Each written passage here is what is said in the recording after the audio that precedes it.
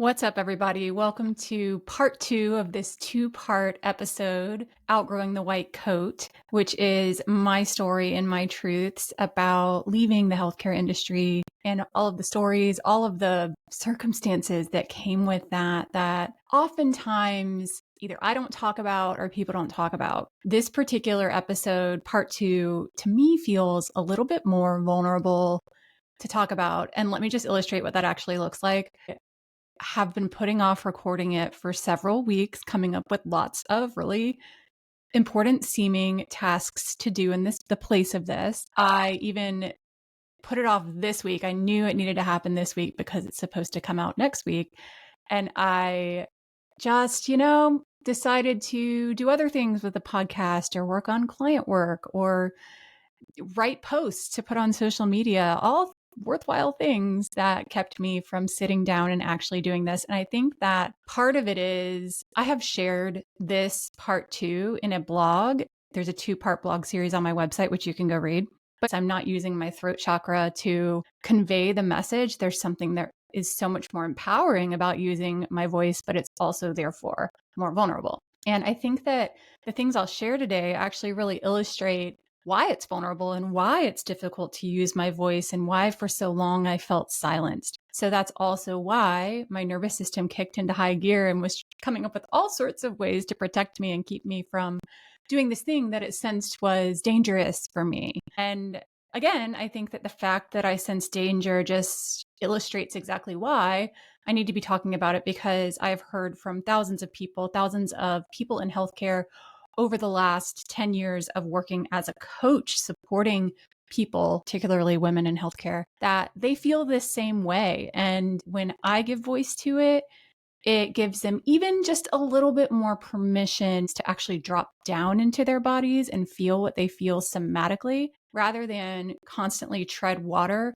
trying to stay afloat, trying to perform, trying to look a certain way, be a certain way, all in honor of a profession. And when people are performing, it means that they're not fully embodied. It means that they're not fully being themselves. And that's, to me, one of the biggest tragedies of our existence, whether it's in a career, whether it's in a marriage, whether it's in anything you're doing in relationship to other people, where you don't feel like you can speak your full truth. And so, first of all, that's the purpose of the Sink and Swim podcast, is to give voice to these things that are sometimes really difficult to talk about. And with that, there's a disclaimer on this particular episode, which is the same one that I gave on part 1 of this episode, which is, this is my truth. And I know that it's the experience of a lot of people, because even after episode 1, I heard from a lot of people that, oh my gosh, you're totally speaking about something that I've experienced as well. And I want to honor that this may not be your truth. This may not be your experience. And I think it's important to recognize that lots of things can be true at once. We can all have different experiences.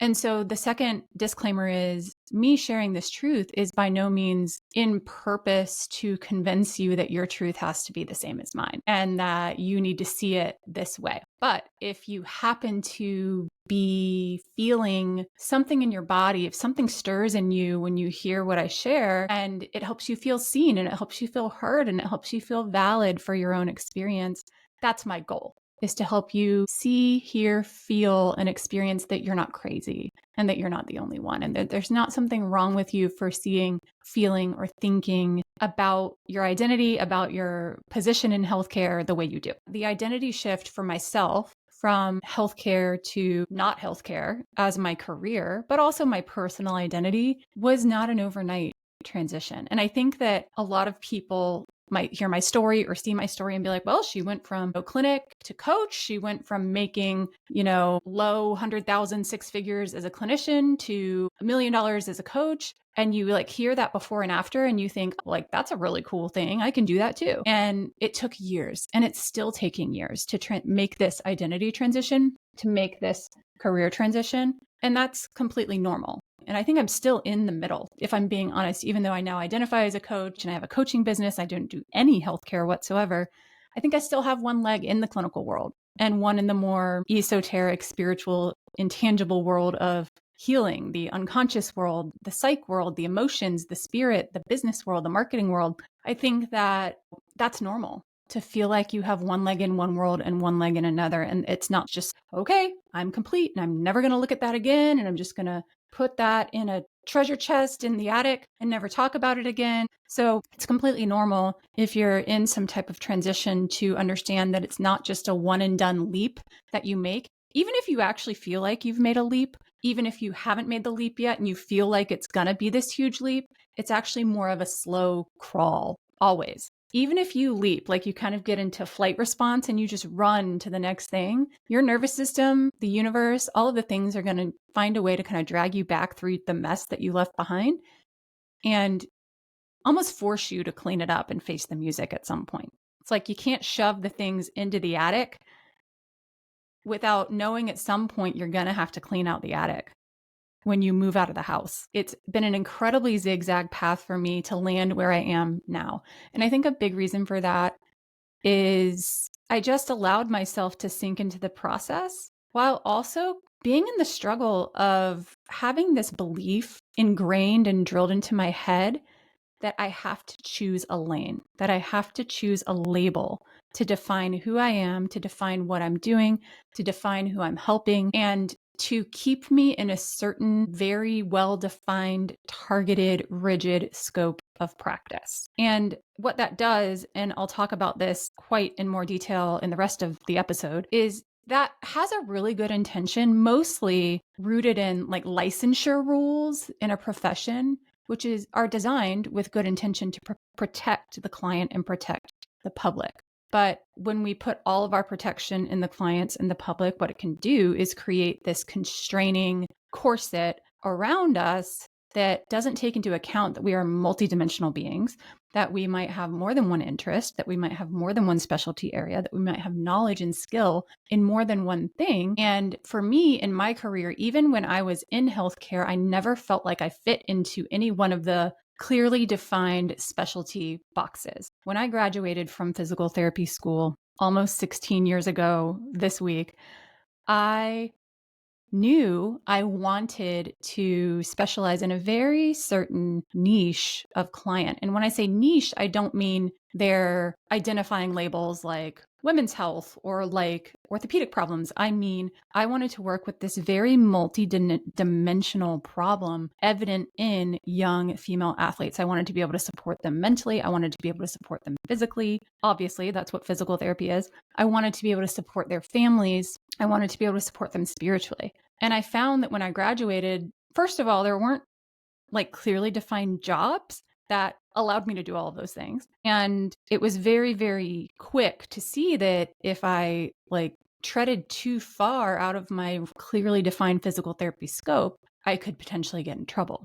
But at the same time, I knew that I was a multidimensional being and I had way more knowledge, skill, and expertise in more than just physical therapy. So it was very difficult for me to even figure out continuing education courses to take or ways to define myself to the public. The other thing that's really interesting about the choose a lane philosophy is it can be really polarizing. It can create a you versus me and us versus them mentality between professions, within professions. You see these turf wars, especially in the healthcare world. You see them within the profession, between certain specialties. You see them between professions like PT versus physician, PT versus chiropractor. So when we try and put all these labels and boxes around things, while it can protect the public, obviously, it can actually create this culture of conflict within the professional world. It creates this idea that someone owns a certain area of the body or someone owns a certain realm of health. But the problem is claiming so is not only reductionist, but it sets patients up for failure because they might go see the person who specializes in the knee, and that person who specializes in the knee is not even thinking about how when they play tennis, their shoulder problem might actually be contributing to their knee pain.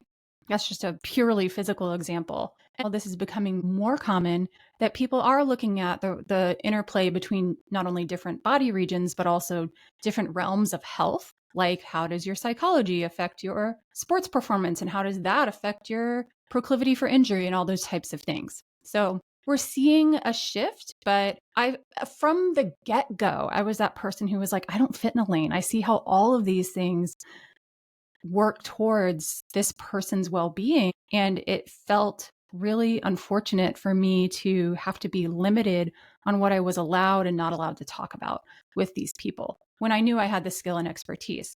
And I want to be clear that this wasn't like a control freak thing. This wasn't like a me trying to be everything to everyone type of thing where I wasn't willing to work with other people, work with other professionals, work with other disciplines. I absolutely was. I loved doing that. I loved collaborating. But at some point for a client, it can also feel really heavy for them to have 15 different professionals that they need to see to help them feel well, because then they're now outsourcing all of their power to all of these people. They're outsourcing all of their knowledge and silencing their inner expertise, their inner wisdom, and trying to get all this inner wisdom from someone else, or lots of other people, rather. So the choose a lane philosophy can be a real problem. And it, from the very get-go, it was something that I knew was self-limiting for me. And it trickled down to be self-limiting to the client for the reasons I've mentioned, and for so many more reasons than I've mentioned here. It's also sort of this very masculine approach to create these rigid boxes when I think females, we tend to be just naturally energetically inclined to have more flow, more fluidity, more nuance in how we approach life. And that's always how I've been. It's something that I've had to wrap my head around and come to learn to accept and love about myself. But I think that there's this beautiful balance we can have, which is knowing we need boundaries, we need lines, sort of like the fence around the dog park, where you have this fence that keeps you contained so you don't go too far off the map, so to speak. But within that fence, you're allowed to run free and be all that you can be, so to speak. Not to borrow the phrase from the army, but here we are. And the thing is, for people who are multidimensional, who straddle these worlds just naturally, the world doesn't provide a fence. You kind of have to ethically build your own. And the key phrase there is ethically. So you have to really be aware of what's truly within your expertise and what's not. You have to be aware of the problem that you're helping people solve and where you stop and another professional needs to start. And that takes an enormous amount of self-awareness, an enormous amount of honesty, an enormous amount of humility to move forward and know that I don't need to have all the answers and I don't want to have all the answers. I do want to collaborate with other people. And I don't want to be a one-stop shop for someone, but at the same time, I can see the through line on how their emotional problem relates to their body problem, relates to the spiritual conflict they're going through, relates to how they feel in their work. And I think we just need people who can live in and navigate that nuance in an ethical, client-centered way. People who can see those through lines that connect the multiple realms. And I am one of those people. And generally speaking, if you're identifying with that, most of the people I help are that type of person, are this multidimensional being who loves to bridge identity work, purpose, career with body and health, somatics, nervous system work, spirituality, energy work. And that can be such a difficult thing to wrap messaging around, like from a marketing perspective, which is why I love to help people with their marketing message, because there's usually a through line there. But if you try and explain to people who you help and what you help them with by defining it on the surface with like a body problem or a stage of life, like maybe you're like, I help people with pelvic pain, or I help people with perimenopause symptoms, or I help people with their relationships, it really reduces down the impact you actually make. And so what I love to help people do is come up with the actual deeper through line that connects all the things you help people do. So then you have that ethically sourced definition of what it is you actually help people do and where your own little fences are for your proverbial dog park, so to speak. So anyway, that is where I am now in my life and what I love to help people do, not just with marketing, but with all parts of your life, and really sinking into the uniqueness of the story your soul came here to tell, not only in your work, but also in your relationships, in your life in general, and how you see yourself, and helping you really own that being someone who navigates nuance, being someone who sees yourself in multiple ways is not a bad thing. It doesn't make you inconsistent. It doesn't make you flighty. It doesn't make you too unfocused. It actually makes you incredibly strong for the right people who want someone who can very quickly see all of them and see those through lines in them as well. So anyway, that is where I am now, but it's taken me a long time to really own that is the work I do. It's taken me a long time to wrap words around it. I'm still working on wrapping words around it. Literally, I have this pinned note in my notes app of my phone where I'll be on a walk. This just happened to me yesterday while I was out on a walk. And I was just contemplating, staring at the trees while I was walking. And suddenly I had this download of a different way of putting words around what it is I help people do. And I just wrote it down and I was like, yeah, I need to digest that a little bit. I'm not ready to like release that out into the world. But it was what I call your own internal message. It's like getting clear for myself before I release it into the world. And that is that ongoing slow crawl of changing not only what it is you do, what your purpose is, but an even deeper version of shifting your identity around it. And the reason it's a really slow crawl, or needs to be a slow crawl and not this massive leap, is our identity and our purpose is wrapped in our nervous system, our limbic system to be specific. So whenever your limbic system is sensing, you're going to make a shift or you're going to make a big leap, it starts to fire up. It'll either get you to go into fight mode, which is usually looks like resistance to change. It looks like coming up with all of these cunning reasons for you to stay put in the life and the identity and the world and the job that you're currently in. You can go into flight mode, which I already mentioned, which is like, okay, we're just going to rip off the Band-Aid and make the leap and apologize later and ask questions later. And you will get dragged back through apologizing later and asking questions later, whether you like it or not. You all know how that works. It might look like freeze mode, which for most of the women I support is actually a functional freeze. You're not actually moving forward, but you're doing a lot that looks like you're trying to make the shift from one life, one identity, one career to the next. And for a lot of women, that looks like leaving the healthcare world or leaving a healthcare job and starting your business, either a business that is your own version of a healthcare business or a coaching business. And they're doing all these things. They're working on their website. They are taking courses, getting credentials, getting certifications, posting online about it, but they're not actually making the move. They're not actually leaving their job. They're not actually fully extricating themselves from the world they're trying to leave. So it's a functional freeze in that you're not getting anywhere, but you feel like you're doing a lot. It's like treading water. You're not actually swimming forward. You're just like spinning and not going anywhere. And that's another limbic system response. And that's a way that women tend to function in a lot of ways, is in functional freeze. And then the last way is a fawning response. And this one can be really, really, really tricky to spot. But what it can look like, I call it the extinction burst or the throwing yourself at your new life. So the extinction burst is where it looks kind of like a fight response, where for your old life, your old career, your old identity, whatever it is, suddenly you start throwing yourself at it full bore. Like you go in and you're taking courses and you're cozying up to the gurus and you're literally like hardcore putting yourself in that part of your profession. Like you're like the super rah-rah cheerleader about it. That's a fawning response. The other way the fawning response often shows up is doing the exact same thing, but for your new life. So you're cozying up to the gurus, you're taking courses, you're doing all kinds of things that make you feel like you're part of that world, but you're not actually making the moves yourself. You're kind of cozying up to all the other people, like commenting on their social media posts, following them, stalking them, becoming parasocial friends with them, whatever it is. So this is all the nervous system's way of protecting you from what it senses is this giant leap. You're trying to go from one mountaintop where you're like fully established and have a reputation to the other mountaintop where you're fully established and you feel like you have a reputation, you're safe there, your identity is safe. But what you have to do to get from one mountaintop to the other is slow crawl through the valley, whether you like it or not.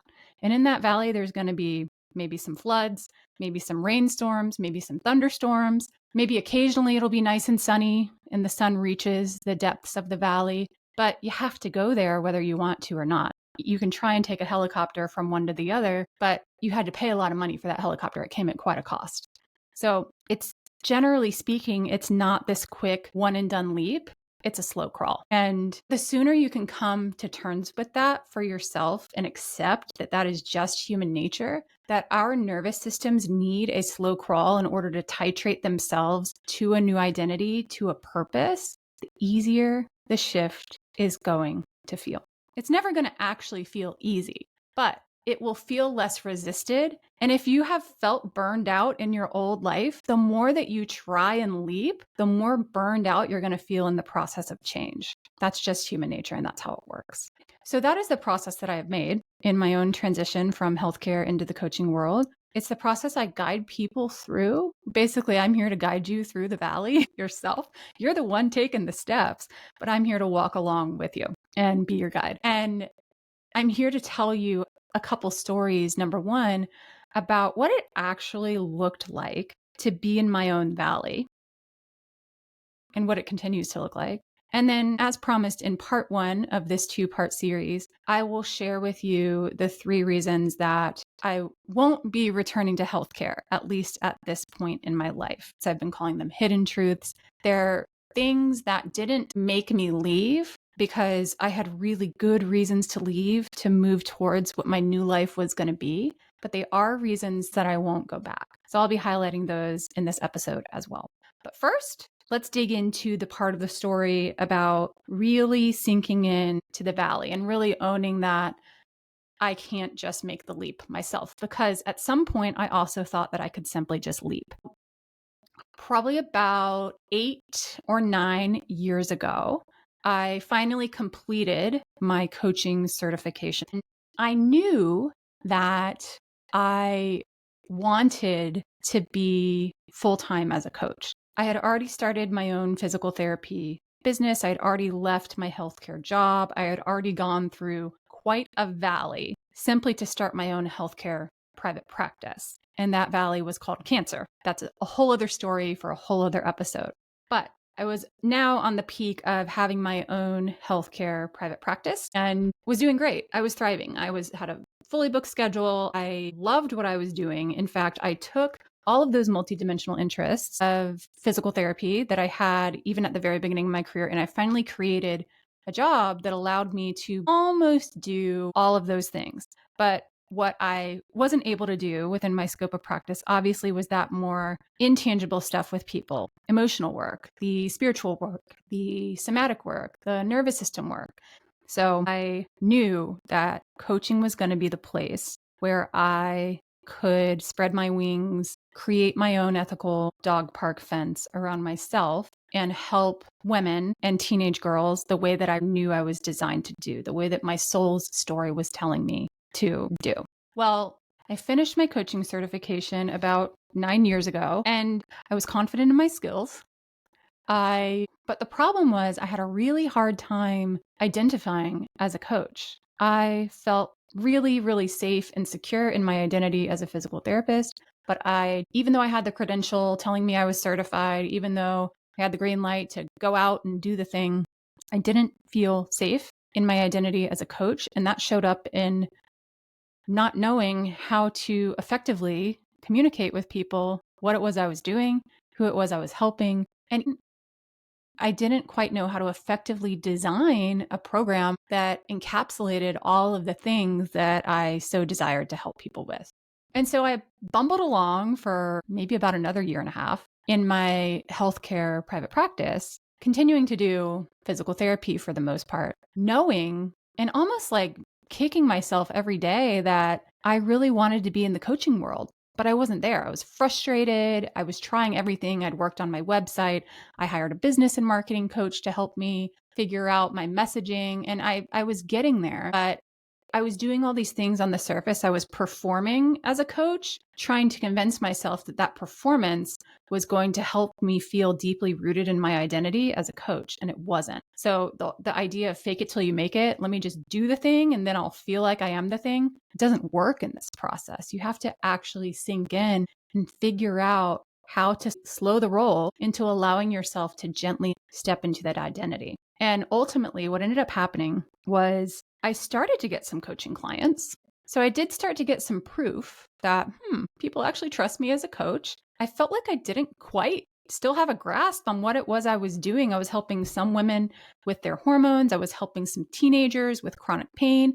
I was helping some teenagers who were having period problems as young athletes. I was helping some teenagers with more emotional and psychological stress at school and within their families. I was coaching their parents on how to better parent them. And it was very effective.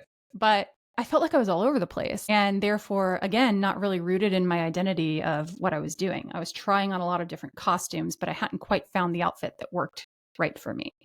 And what I know now, looking back, was I just simply wasn't rooted somatically. My nervous system wasn't feeling safe in my identity. When I think back on it, I spent years developing an identity as a physical therapist. And on day one as a physical therapist, once I'd graduated and gotten my license, I still didn't feel like one. But only practicing the thing is not going to be the thing that cements the identity. You've also got to do the deeper work and make sure your emotions and your nervous system feel safe in doing the thing. And a lot of times there's something in there that's holding you back. So about 1.5 to 2 years into playing the game of being a coach, we'll say, I finally had a moment. I'd felt this tension building in my body. And I'd had enough clients at this point as a coach to actually financially support myself full-time as a coach. But something still didn't feel right. I still didn't feel ready. And for several weeks, this was the end of 2018, I was feeling so anxious. I was kind of randomly crying at random moments. And I also started to feel this building resentment towards my work as a physical therapist. When someone would show up on my schedule as a physical therapy patient, I would be annoyed. Not with them, but I was just annoyed that I was still working with them. I was kind of browbeating and shaming myself behind the scenes of like, why can't you just make this shift? Why are you still doing this? And to be clear to anyone who's listening to this who might have been a patient, it wasn't about you. I genuinely enjoyed when I was in the moment working with you. It was just more that I so wanted to be in that world of coaching exclusively, and something was holding me back. Finally, one day, I was sitting on my office floor with our previous dog named Raven. I was curled up and just listening to some music. And this song came on that is by Lauren Daigle. I can't even remember the name of the song, but the first line of the song is, "You are not hidden. There's never been a moment that you were forgotten." And just hearing the line of that song with all of the tension that was pent up in my body, I burst into tears. And I kind of looked at it as I was crying, and there was this just moment of allowing the tears. One of those cathartic releases. I had no idea what I was crying about. All I knew is the song just triggered me, but I had this very deep, intuitive knowing to just be with it. Now, granted, I'd also done approximately 4 years of healing and therapeutic work to give myself space and grace to sit with emotions as someone who once suppressed and hid emotions very, very well from herself. So I had the capacity to do that. But I knew I needed to just allow the tears to be. And as I really sank in to my body, I allowed all of the sensations I was feeling in my body to tell a story. And what ended up happening was an image came to mind. There was this picture of a little girl standing by a lake, and she had one foot on the dock and one foot on a boat. Her legs were in a split, and she was crying. She was crying just like I was crying here in real life. There was a person on the boat who was there, and she was looking at the little girl. And what was interesting is I realized in that moment that both of these people were me. The person on the boat, the person rowing the boat, was me, current me, and the little girl was a past version of me. She was the version of me who loved physical therapy as a patient, who went through her own process to recover from shoulder surgery, to try and reclaim her swimming career, and then turned that into a career to help other athletes reclaim their careers. She was the version of me who grew her heart, who grew her mind, who fine-tuned her hands and her consciousness to recognize and help people alleviate their pain and suffering. She was the version of me who built relationships and friendships with colleagues within her profession and from other professions. She was the version of me who partnered with brave and beautiful patients and clients. She was the version of me who felt so proud of herself for speaking on huge stages because she loved seeing the glimmer in the eyes of the audience when they had that aha moment. something landed with them. She was the version of me who gave kids and teens a voice who otherwise didn't have a voice in a world that doesn't understand them. And she was the version of me who gained beautiful mentors who had helped her along the way. And what she sensed was she was being left behind, that she was going to be forgotten. So no wonder the line of the song that said, "There's never been a moment that you weren't forgotten." No wonder that was what got her to finally say, "Oh, you're talking to me. That's me. That's my line." Because she felt that she was going to be forgotten. She felt that current me, the current version of me on the boat, was just trying to make a leap without honoring her. She was actually ready to let me set sail, but she wanted two things. She wanted to be honored and thanked, and she wanted to be brought along for the ride. So in that moment, the boat captain version of me pulled her into her arms and said, "Yeah, you can come along for the ride. I'll never forget all of these beautiful things that you've done. I want them to be a part of our story. I want them to be a part of what we do together moving forward to help people. We may not be doing things on the surface that look like healthcare, but all of that experience, all of the things you've gained from that chapter of our life is an important and integral part of the story that we're going to continue to tell. It's part of our soul story. There's nothing lost. There's nothing wrong with any of those parts. I want to learn from you. I want you to be there as I coach people in my back pocket, whispering to me wisdom and guidance for these people. And so me, the version of me watching all of this going down, the version of my soul that was sitting and holding these two versions of me, saw the truth, which is it's not a leap. It's not a shift from one to the other. It's not a shift from one label to the other label, from healthcare to coach. Those rigid boxes that I had been programmed to believe were what defined me or kept me safe and my clients safe were actually creating this tension and this problem of completely disconnecting from who I really was and how I was telling the story.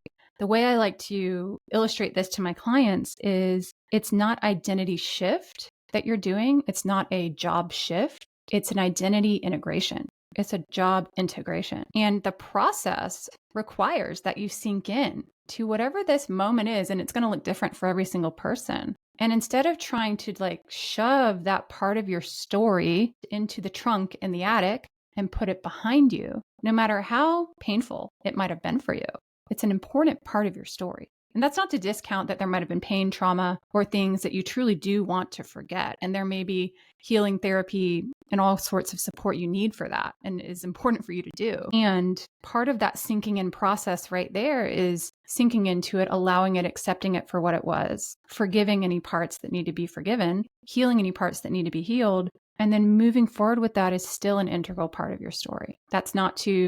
So for me, this was one of many, many, many grieving, sinking in, accepting parts of the story of the shift from healthcare to coach. And I think that when I say I'm still in that shift, I'm 100% still in that shift, even though I'm now on the surface from a label perspective in the coaching world. And from this moment was the moment that I said, okay, I'm going to bring you along. And that's what gave me the safety and security to move forward. She didn't want to be left behind. She didn't want me to change my identity. She actually wanted to be integrated and to be a part of it, to be there cheering me on as I move forward. So with that, this is a brutal process. It was not sexy to be lying on the floor. I mean, it was cute that my dog was there, but it was not a sexy process. I continue to have these moments that come up where that little girl speaks up, especially in moments where I might be saying something negative about the healthcare world, which, by the way,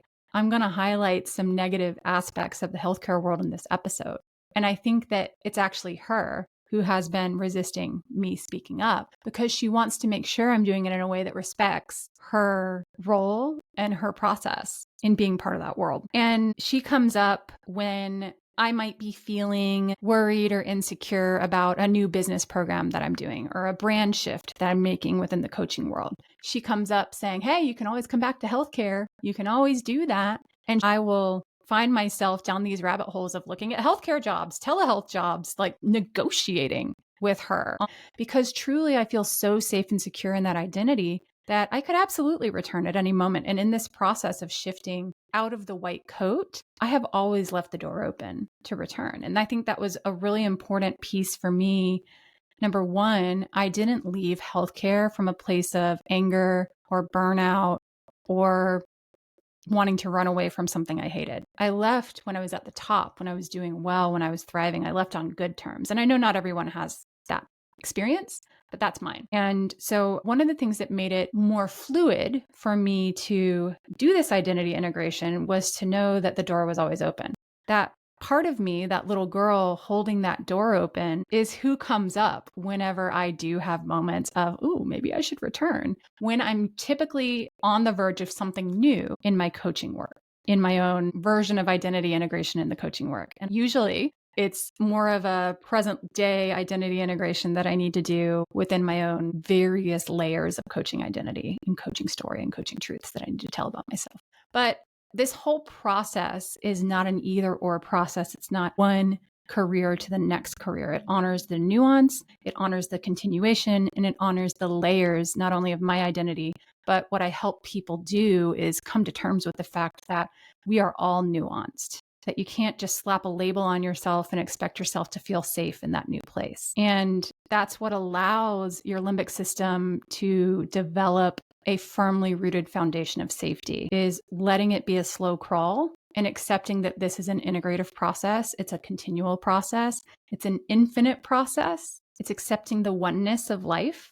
And it's accepting that circumstances are simply invented by the human psyche to give meaning to things that are otherwise nuanced and hard to explain. And so when you can allow yourself to embrace that there's nuance and a continuation, even though your limbic system might not like that, and it will throw up all of your fight, flight, freeze, fawn responses to try and keep you from being in the nuance, we all know that the sooner we sink into the messy middle and allow those vulnerable, uncertain, poorly defined parts of our lives to actually be embraced, the easier it is. All right. So with that, I teach clients the process of sink and swim, happens to be the name of this podcast. And part of that is identity integration. And part of it is also reckoning with the parts of your previous identity, your previous life, your previous relationships, your previous job, whatever it is, that actually were not so great. It's coming to terms with what I call sacred anger. And actually allowing yourself to sink in and feel anger about things that were not so great that you maybe never acknowledged or gave voice to. Acknowledge that maybe those aren't the reasons that you are trying to make the shift, but maybe they are, because behind your anger lives your self-respect. And self-respect, to me, is what I call your soul. It's your soul story. It's honoring the story that your soul came here to tell. And so me illuminating these three unspeakable truths is also me giving voice to the things that I was always angry about, but I tolerated. I kept swimming and I put on a smile and I'd act like it's fine. I was compliant. I wouldn't speak up about things. Sometimes I would speak up about things and there would be pushback. With that, I will now illuminate the three remaining truths from part one of this podcast series of why, at this point in my life, I won't return to healthcare, specifically the physical therapy profession. So my desire and my drive to run towards my next chapter, to allow myself to live, work, play in that nuance in my multidimensional way of being, thinking, feeling, and supporting others was my main motivator. So these three reasons I'm going to highlight were not the reasons I left. They're simply the reasons I won't go back. And I think when I'm helping clients through this valley, through this identity integration and this shift, the biggest mistake I see people make is they leave, they go into flight mode because there's something they don't like, which is a good reason to leave. But they never develop a true, clear vision on what it is they actually desire. They don't sink into themselves and fit their soul story, who I am, what my purpose is on this planet, into a new identity for themselves. And so oftentimes they just go recreate the same problems from the life they're leaving in their new life. I talked about that in the first part of this series as well. So with that, it actually makes sense because if your limbic system is really fired up, it's angry about something in your job, about how someone's treating you, maybe you're really burned out and exhausted, and you know you just need to get the hell out of there. This is a normal, healthy human response. That's good.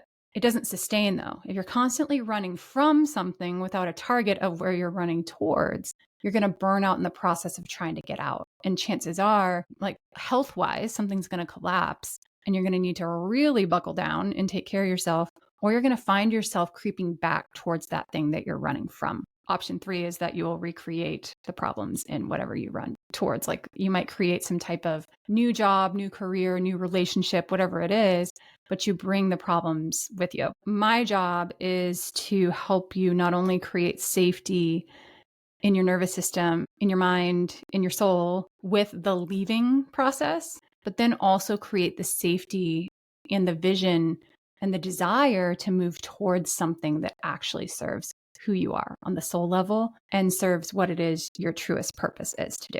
So for me, as I shifted towards that desire-led focus, I knew what I desired. I had to try on different costumes as a coach and land in what the new identity was and put that on the map and set my GPS towards it. I started to really reckon with these 3 areas that just did not sit well with me. There were reasons I couldn't go back. And also it was opening the door for me to examine what it was I really wanted. So that's something that I also see people miss is you run from what you don't want and see it as this thing that you hate and you just want to lock it up and never talk about it again.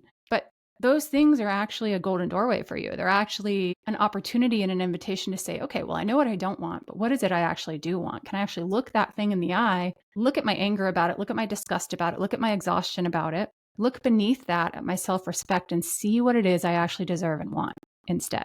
And that's also the work I help people do. And it can be incredibly brutal to look those things at the eye that you're angry about, you're burned out about, you're exhausted about, and really give yourself the opportunity to step into what you really desire. So what's beautiful about these 3 truths I'm going to share is we're just illuminating what it is I want and what it is I actually value and how I incorporate that into my life and into my work now. All right, so here we go. So this is part 2 of the 2-episode series of Outgrowing the White Coat. And I'll be sharing reasons 4, 5, and 6 that I won't return to healthcare. So reason number 4 is what I call the clinician contract. And I already alluded to this, but it's the turf war that is not so subtle in the PT profession that is waged against anyone or anything that does not pledge allegiance to physical therapy. It's a performative one-upmanship disguised as being supportive, which I talked about in the first part of this 2-part series, especially among women colleagues. There is a cult mentality. We could call it borderline religious, borderline like a political party that basically is, if you're not with us, you're against us. You have to pledge allegiance to our doctrine, our beliefs, our way of being, thinking, feeling, breathing. And if you don't, you're out. There's something wrong with you. We're going to shame you. We're going to outcast you. We're going to fight against you. And this right here is a reason why people stay in the profession, because it feels safer to stay put in a place where at least you feel belonging. Belonging is another deeply human limbic system driven need and desire. And when we fear that we're going to be cut off, cast out, exiled, whatever, we will continue to remain compliant. We will remain silent. We become so afraid to speak up, speak our truth, or move into a new world, a new life, because there's a fear of losing that belonging. So we'd rather stay in something that's abusive or terrible or awful if it gives us our people in the exchange of not being cast out and feeling alone and like the only one. So this was extremely evident in my last job as an employee. And it's a microcosm of the profession as a whole. So I'm just going to illustrate what it looked like in that job. So my last job as an employee was on paper an amazing job. It was one that I dreamed of from the moment I was a physical therapy student and had cast my eyes on this particular practice. And I knew that I wanted to work there one day. I was like, oh my gosh, this is like the Shangri-La of physical therapy, not only for patients, but also for providers. And they had the cream of the crop, the best of the best working there. And truly, these people were amazing clinicians who did amazing work with lots of different types of clients. But up front was a lot of brainwashing and a lot of putting themselves, particularly the owner of the practice, putting herself on a pedestal, talking about how great she is, this very hyperinflated narrative about how wonderful it is. And anyone who was not in her practice or supporting her practice was wrong, outcast, and shamed, basically.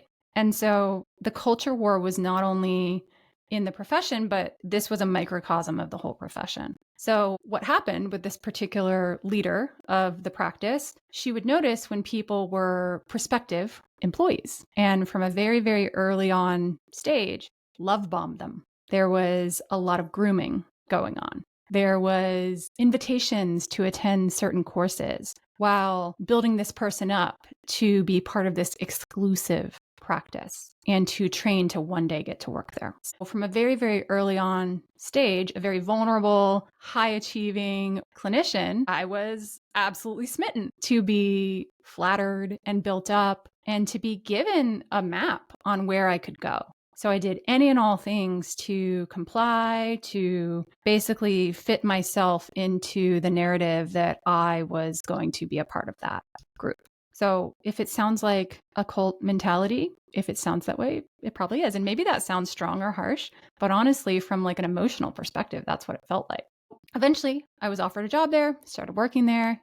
And yeah, there was absolutely a honeymoon period. I was built up. I was love bombed. I was given, press releases about how great I was, and even like preached at how, and even the practice like preached their values, teamwork. We all work together. We collaborate. Excellence. We're really trying to be the best of the best, like be leaders in the profession on exactly what patients deserve and what good care looks like.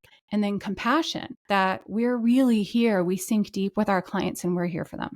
Within a couple months of working there, I started to see that teamwork was actually competitiveness and trying to undercut each other. I saw that excellence was unrestrained growth, unrestrained training, unrestrained belief that nothing you have is ever good enough. And compassion was codependency and emotional enmeshment with patients. And what was interesting was I could feel the dissonance. I could see what was actually happening compared to what was being said and preached on the surface. But I didn't know what to do with that dissonance because it seemed like everyone else had drank the Kool-Aid. And yet we would sit in staff meetings and my anxiety would skyrocket. If you spoke up about the dissonance and called out, this doesn't seem to match what it is you preach who we are, you were criticized. I was at one point taken into an office and yelled at.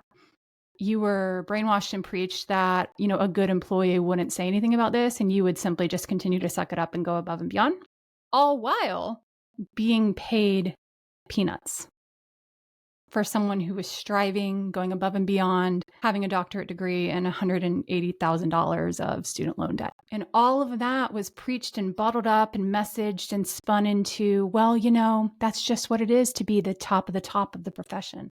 You're not here for money. And if you want more money, you can work more hours. We didn't have limits on our hours, but let's just say that when I started to really catch wind of this, I realized that on one of my paychecks, I was being paid $7.27 an hour for the number of hours I was putting in and the amount of work I was doing for someone with a doctorate degree.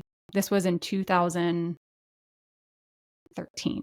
So not exactly minimum wage, even in 2013. We also had this really strict contract with a really strict non-compete, non-solicitation agreement. So even if I wanted to leave, it would be very difficult for me to continue to practice the way I wanted to practice in the same city. So basically this contract was, we own you. I started to really realize how dysregulated my nervous system was. I started having panic attacks, and I put it together immediately that it was not only my personality and the parts of me that I'd been suppressing and not working on myself, but also the environment I was in that was not helping me at all.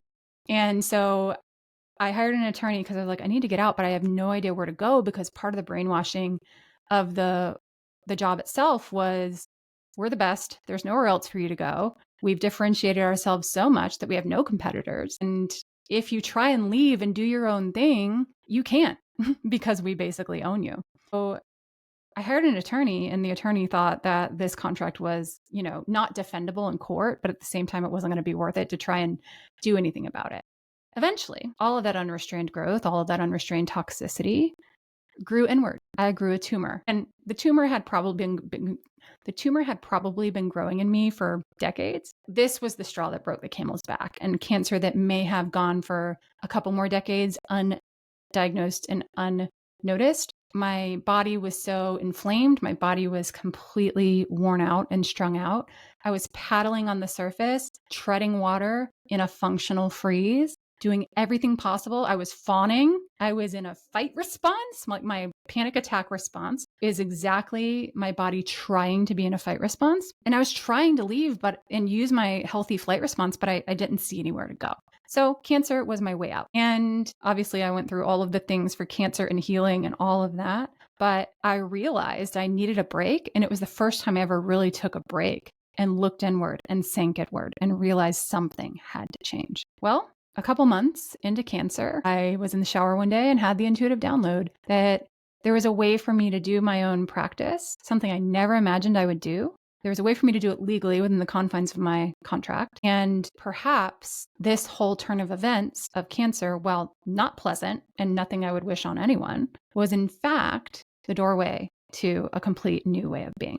But of course, even that part of opening my own practice wasn't an overnight thing. It wasn't an overnight shift from one thing to the next. It was slow, steady crawl of identity shift from being an employee to being a boss. So that to me is a microcosm of the profession as a whole. And when I work with clients who are trying to go from either being a PT employee to running their own business as a physical therapist, or insert healthcare profession, to working in a more intangible type of coaching or consulting role, every single person has had to go through this identity integration process. And one thing that compounds it is this dirty truth, this number 4, which is what I call the clinician contract. When you graduated from whatever healthcare training it is you did, you literally took an oath. You held up your hand. The physicians take the Hippocratic Oath. Every other profession takes something somewhat similar to it. And you pledged allegiance to this profession. You energetically pledged allegiance before you even took the oath. I wanted to be a doctor when I was 5. So I energetically, from an identity perspective, started to wrap my identity around it at a very formative age in my brain. So my nervous system was really rooted there. When you add on you pledging allegiance to a profession that expects you to act a certain way, that has these rigid standards, expectations of you that they masquerade under the guise of professionalism or supporting each other or being a team or striving for excellence or being compassionate to people. And making that shift can be extra hard when you feel you've been wrapped in this identity and this definition of who you are, how you're supposed to be, how you're supposed to operate, how you're supposed to breathe. And so that contract, or what I now call a conformity corset, where you conform to the cult or else, can be really, really difficult to break out of. Now, this might sound extreme, but it can be a really similar emotional dynamic and spiritual dynamic to people who are breaking out of abusive relationships, breaking out of cults, shifting out of religions that have the same rigid expectations of you're either with us or against us. It happens when people are changing their political beliefs because don't forget, your family, your friends, your colleagues, your mentors, what we need more than identity safety is belonging as humans. And so you're not only changing your identity, you're changing your tribe. And that can feel so scary. So if you're in some type of shift, especially out of healthcare, and it feels scary to make the leap, this is normal. And this is why. So number 4 is the reason I can't go back to healthcare, because I don't want to be a part of the cult anymore. And it's very difficult to exist in that world without getting sucked into the standards of the cult. And I mentioned in the first part of this 2-part series that a lot of those healthcare, more like rules, regulations, insurance regulations, are also really difficult to break out of. And that's part of the identity and the belonging. Those are more logistical reasons, but the more cultural, psychological, emotional standards that are held for you as a healthcare clinician are very difficult to break out of too. So if you identify with any of this, you are not alone. And I want you to know there's nothing wrong with you. It's completely okay in the spirit of sacred rage if you feel angry about these things. Good. Because behind that anger tells you what you want. And for me, what I ultimately realized that I desired was freedom to be me, freedom to feel what I feel, think what I think. Yes, have people challenge me. I'm open to challenges, but at the same time, not be so constrained and constricted to have to follow certain doctrines and belief patterns so that other people feel like they can control me. So I wanted complete freedom, which is why my business is named Illuminate Freedom. And sometimes when we are going through something really, really hard in our work, in our lives, in our relationships, that thing that we really hate, that thing that makes us so angry is actually the doorway to what it is we actually want, the freedom, if we can just look it in the eye that way. All right, so that's number 4. Number 5. All right, here's the 5th reason why at this point in my life, I will not return to healthcare. It is the push and the race for never-ending alphabet soup behind your name. And what I mean by that, if you're a listener who's not in healthcare, are all the letters, all of the credentials, all of the certifications behind your name, all of your titles, all of your degrees, all of those things. For me, I probably at some point had 10 different acronyms behind my name. And this is pushed on everyone in healthcare, but specifically in the physical therapy profession. It is like an epidemic where you are told when you are a student how important it is to seek training and certifications. There's this unwritten agreement that the more letters you have, the better you are. The more safe you are, the more worthy you are, the more admired you should be, not only by patients, but by your colleagues. So in the first part of this 2-part series, I talked about the subtle and not so subtle one-upmanship among female colleagues, which is more, I would say, emotional warfare happening between women, which happens among women everywhere. But this one is for everyone, every gender, the alphabet soup race. And in both examples of the race, both the one between women and this one, it's this race to be the top of the top, to be seen as the guru, to be seen as the most coveted figure that everyone worships and looks up to. And the profession itself reinforces it. Like the national organization, with all due respect to the APTA, even prefers, I learned this many times that I spoke at the national conference, they prefer to have people who have the board certification behind their name, a subspecialty certification. And that's great because those things show those people who are geared towards excellence. That's an important thing. But any medicine, when used to an extreme, becomes poison. And it turns into this never-ending alphabet soup race. So on my first clinical internship as a student, I remember being told to sign my name with the credentials SPT, which stands for Student Physical Therapist. I remember being proud, but I also felt small next to my clinical instructor who signed next to her name, PT DPT, which stands for Physical Therapist, and then someone with a doctorate of physical therapy. Long story about why you put both of those things behind your name. Don't worry about it. So I remember just counting down the days until I graduated and got to put those letters behind my name. And you see this everywhere, especially now that social media is everywhere, that new graduates cannot wait to post on their Instagram, on their TikTok, on their Facebook. I'd like to introduce you to Dr. Julie Granger, PT DPT. I'm so proud of myself, blah, blah, blah, blah. Well, first of all, you should be really proud of yourself because you worked really, really hard for those credentials, especially sitting for and studying for that licensure exam. Holy cow, super hard. And that race, that urge to tell everyone your letters is, again, healthy medicine until it becomes poison and it becomes a never-ending race. As students, we drank the Kool-Aid. We were immediately programmed into our identities, into that culture of physical therapy, that your worth and your importance are defined by the letters behind your name. If you have more letters, you're more worthy and therefore more confident. You belong. There's that belonging thing again. So it gets hardwired in there as this desire, this unreachable desire. Because when you get a certain set of letters, then you want more, then you want more, then you want more, and it's never enough. So you and I both know, if we're just going to be frank with each other, that it doesn't matter what letters are behind your name. It doesn't matter how many certifications are behind your name. It does not matter to the patient. I mean, they want to make sure that you're going to do so in a legal and ethical way. But at the end of the day, if you help them get from point A to point B in a healthy and supportive way, it doesn't matter what your degree is, what your certification is, what your background is, what your training is. It doesn't. That is just the truth. And so it's fruitless to have all those letters behind your name as a marketing move to promote yourself to the public because they don't know what any of those things mean. It's fruitless when I see people out there trying to explain on their websites or in social media what all these things mean. It doesn't make sense to the patient, no matter how seemingly smart your explanation is.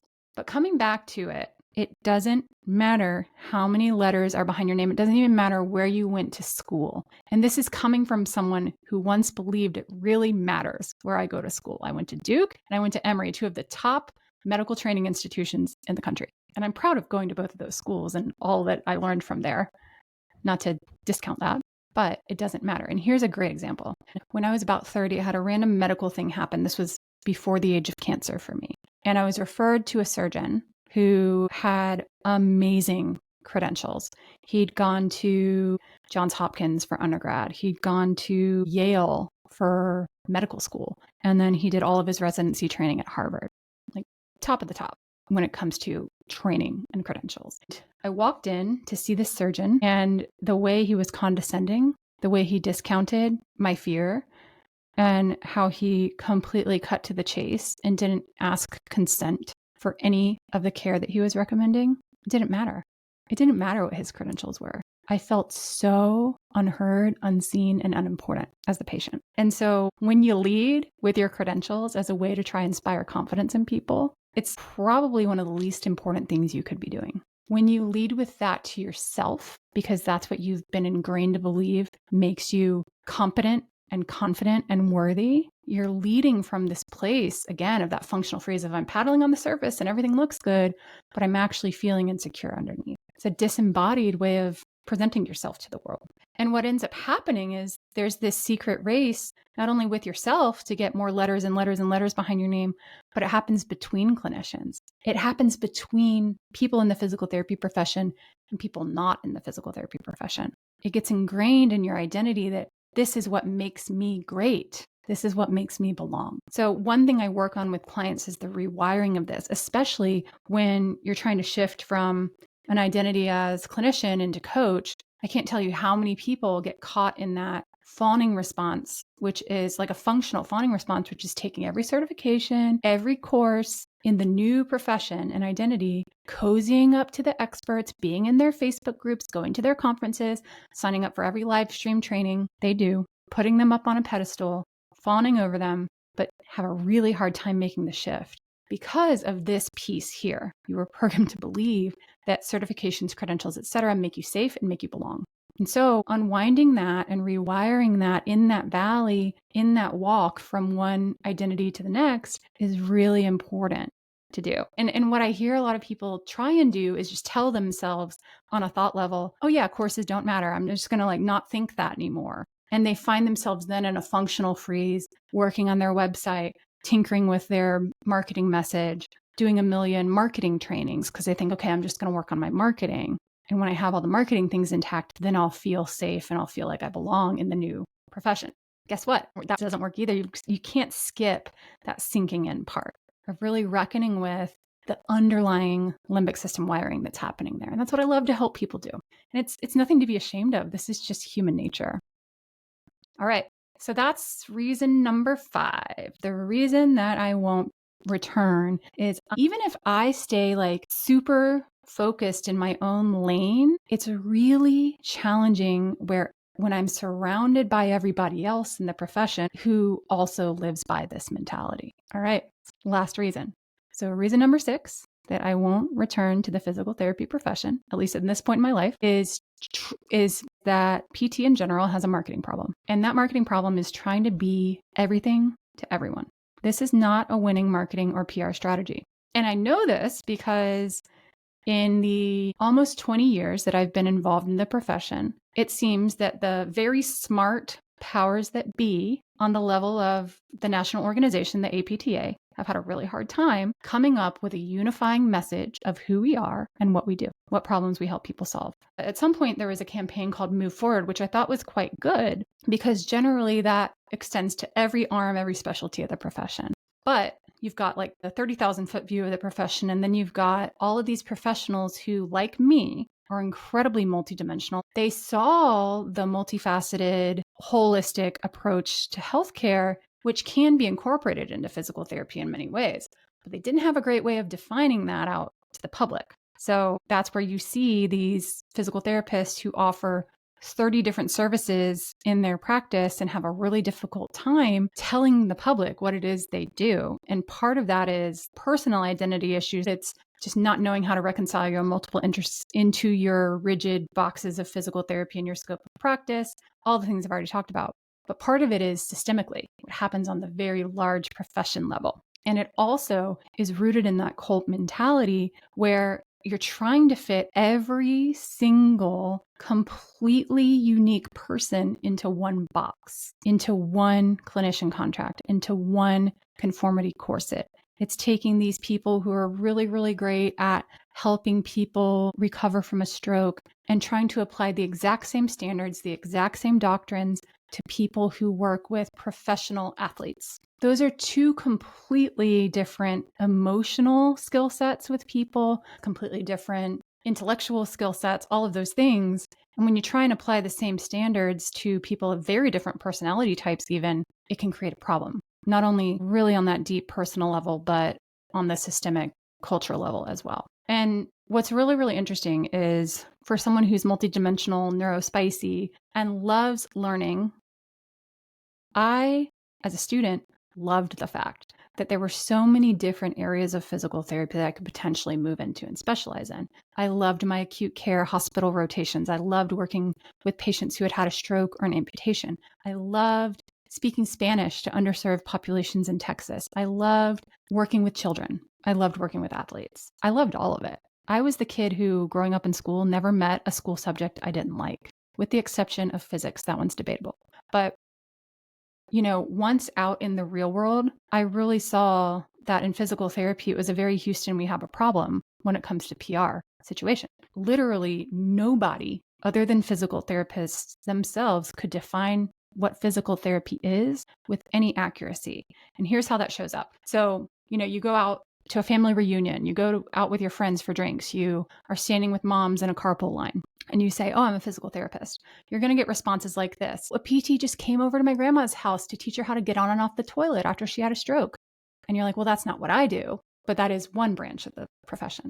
Or someone might say to you while you're sitting at dinner, "Hey, you know what? You're a PT. My knee hurts. Why? What is that?" And you roll your eyes and you're like, "I have no idea. I have a million questions, but I can't just tell you why your knee hurts." You have people who believe that PT is all about pain and torture. That's what it stands for.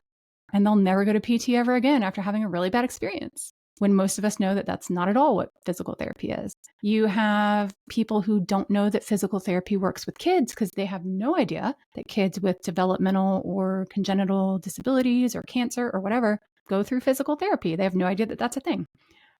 You have people who have no idea that physical therapy helps women with pelvic pain, pelvic floor problems, urinary incontinence, all of those things. You have people who just go to TikTok and watch people do exercises and think that that's physical therapy. You have people who think that physical therapy is a big scam because physical therapy tells you to come. They think it's just a money grab. So this is not unique to physical therapy. You see this in other healthcare professions as well. You probably see it in psychotherapy where there's lots of different specialties. But as a profession, it's so vast and so wide and has so many subspecialties that as a result, it just naturally has a major public relations problem. And there's turf wars. There's other professions will get involved on the legislative level where they fight over who's allowed to do certain treatments and who's not in certain states. It's a whole thing that happens when there's actually a PR problem and we can't unify. We try and unify as a cult with all of these doctrines and beliefs, but then it's all this posturing to compensate for the fact that we're not actually unified in the first place. Hard truth, but I said it. So part of the tactic here in this we're trying to be unified is that the profession as a whole, but also people within it, have waged war on anything that's not physical therapy. There's this unspoken hatred to chiropractors. There's an unspoken hatred to athletic trainers. There's this belief that surgeons only want to cut on people and don't believe in rehab. There's this belief that if you take medication prescribed to you by your primary care physician, that you failed, that you need to be doing physical therapy for literally everything in your life. That physical therapy solves all your problems. Well, guess what? It doesn't. And all of these professions are valid and nobody is a true sworn enemy. But one tactic that works not only in healthcare professions, but in any part of the world, whether it's politics, religion, friend groups, is creating a scapegoat and creating this war against that person. We see it throughout history to help you feel more powerful. It's not a winning PR strategy. So not only is trying to be everything to everyone not a winning PR strategy, but waging war on anyone who is not you is not a winning PR strategy. And I think that ultimately you have to ask the question, if you have to wage war and try to be everything to everyone, what is it you're actually compensating for? What is the actual problem here? Why can't you just own who you are, be proud of that, and not have to bring anyone else down in the process? Why does it have to be a war? So that is reason number 6 that I, at this point in my career, won't return to the physical therapy profession. These truths are what I experienced as a physical therapist. They are what I continue to experience coaching women who are shifting their identity and their work either within the healthcare profession or trying to shift out of it. So I can only speak for what I've experienced, and by no means am I here to convince you that my experience needs to be yours. I will also say, and I said this in the first part of this 2-part series, is there are more good things about the profession than there are negatives. So if this is the first time you've ever heard from me and you're like, wow, she is like bitching and moaning about lots of things, I want you to know that I have spent way more time building up the profession and supporting it. And if you want me to direct you to all of the resources where I've done that, I'd be happy to. But I shouldn't have to defend myself for that because, again, simply speaking my truth, it's my truth and it doesn't have to be yours. And I'm not here to convince anyone of anything otherwise. So you're welcome to have a different experience with me. And I actually hope that the people who are in the profession still are having a good experience. So I'm not here to take it down. I'm here to actually call out these truths in hopes that if you are wanting to stay in the profession, that you can take a hard look at these truths, take a hard look at the role you play in contributing to them, and maybe, possibly, help slowly shift the culture from within. Maybe that's too high a hope for me. Maybe I'm looking at it through rose-colored glasses, but I do know a lot of people who I work with, clients I work with, who continue to remain in physical therapy, who are leading by example, by taking these truths and creating a different culture, even if it's a micro culture within the profession. And I think that's really, really cool.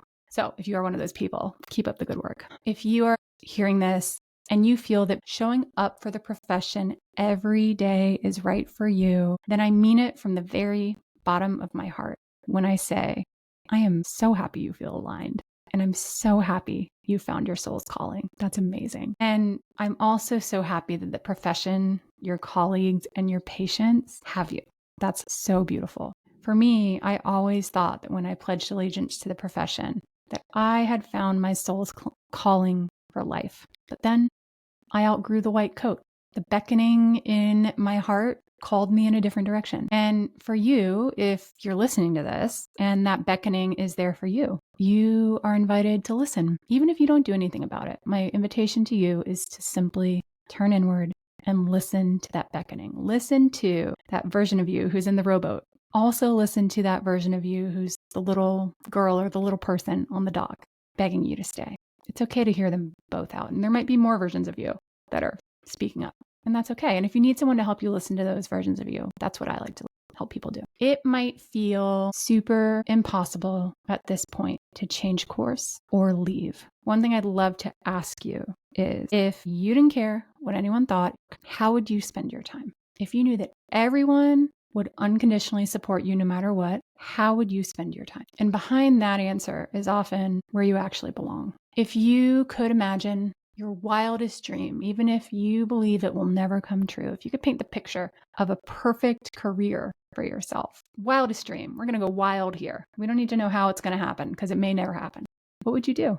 I just want to invite you to give yourself permission to sink into some of those little experiments. Just do a little experiment. And it's okay if you don't ever change course, even if you have this little tug. That's okay. No shame. It's okay if you stick around because the health insurance benefits are too good.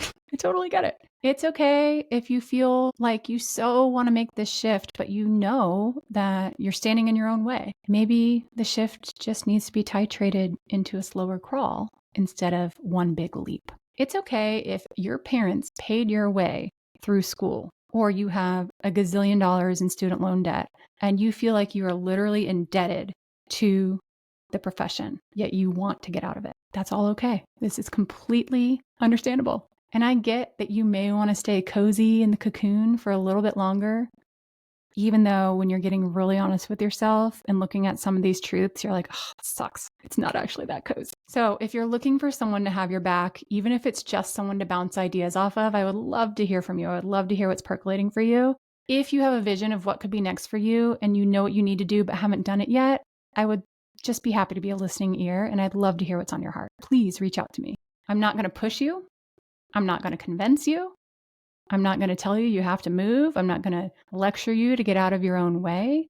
And I'm not going to say you need to just rip off the Band-Aid and do it, because you're a sovereign being and you have full consent to when you decide you're going to make the shift.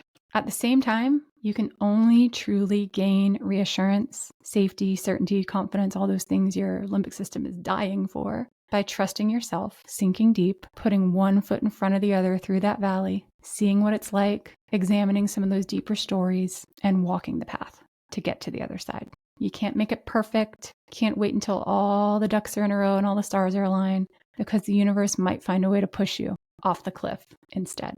For me, it was cancer. For a lot of people, it's a body problem. But I will tell you, when you start to speak up and put words to your truths, to your desires, to your visions, to the truths about the parts of your work or your identity that you no longer identify with or you no longer like, it opens the door to more life, to more aliveness. And part of that more life and more aliveness might be some icky, scary thoughts and even more icky and scary feelings. You might get pushback from people.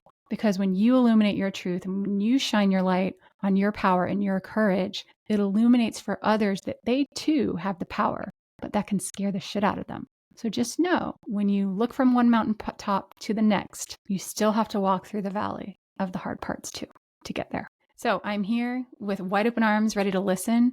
Thank you for listening to my story with wide open arms. It's an honor and a privilege to integrate my identity as a physical therapist and continue to call myself that. And it's an honor and a privilege to know that having the label of physical therapist is not a binding contract to continue to actually do physical therapy. That label comes with the privilege of choice. I can choose to switch specialties. I can choose to switch offices. I can choose to switch from being an employee to being a business owner. I can choose to switch professions. You can too. Having the label doesn't mean you have to stay there. Having the label doesn't mean you have to do it, even if you've sunk in so much time, so much energy, so much heart into it. There's no sunk cost fallacy here. It's okay to let it go. It's okay to, as I did with the little girl on the dock, bring her along into the next chapter. So go forth, walk your path, sink and swim. Thank you for listening to this episode. If you didn't listen to part 1, I recommend you go back and listen to it, and stay tuned for more coming from the Sink and Swim podcast.